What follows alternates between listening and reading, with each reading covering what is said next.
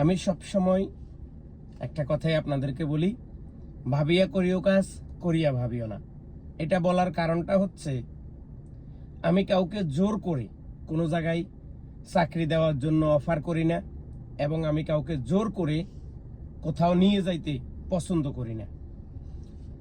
গতকালকে যখন আমি একটা ভিডিও ছাড়ছি যে 10 জন লোকের প্রয়োজন, 10 জন লোক আমি কাফালা করব, হাঙ্গেরি স্টেশন, জায়েজ, কিতা, নুন, শিপস, মার্সেল, টুইউ, এরকম অনেকগুলা কোম্পানির লোগো দিয়ে তখন আমি ভিডিওটা তৈরি করি।